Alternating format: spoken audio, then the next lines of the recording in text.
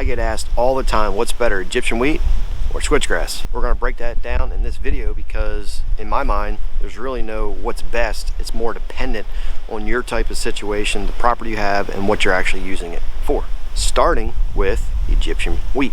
Egyptian wheat is an annual. So it grows for 1 year and then it's going to die off and fall down.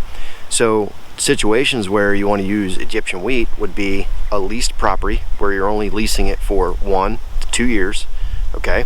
The second option is it's just something that you need temporarily for a certain situation where you need access into a certain area because you're waiting for trees to grow for screening, or you're waiting for actually switchgrass to take over. So then therefore in 2 to 3 years you can actually stop planting the Egyptian wheat. You can use Egyptian wheat to help improve the soil. It's very good for the soil.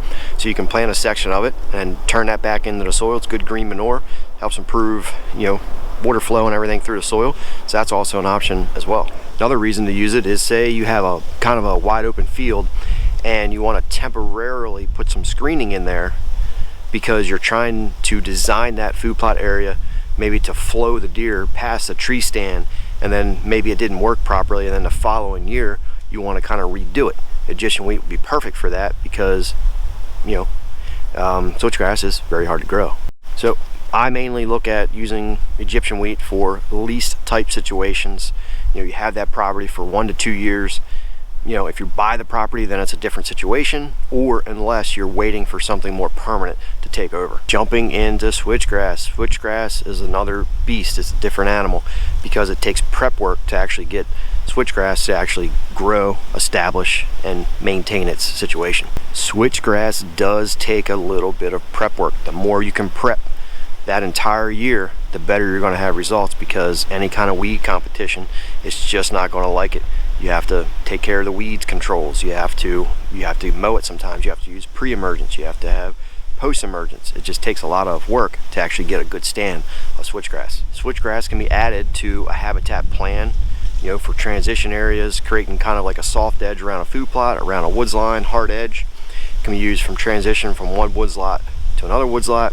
It can be used around food plots to help them feel a little bit safer. You just kind of have that different type of habitat between maybe a pine situation, hardwoods, to a feathered area, down into a switchgrass section. Switchgrass is a permanent situation. So if you have a property where, say, you're leasing it for 4, 5, 6 years or something, or it's a property that you purchased, switchgrass would be a great option because once it's planted, it's there forever.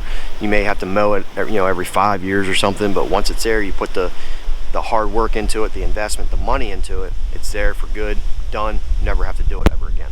Depending on the certain property that I consult on, or if it's my own property, clients always ask me, what do I plant, Egyptian wheat or trees or switchgrass? Well, switchgrass could be an option depending on the type of property you have. You have open areas that need more cover, switchgrass may be a good option. If it's a property where you need some temporary screening on situations where you're waiting for trees to grow, or in conjunction with switchgrass, you can have 2 rows of that as a screen to block your access, and you could plant that until your switchgrass takes over. So there's a lot of options that I would recommend to certain people.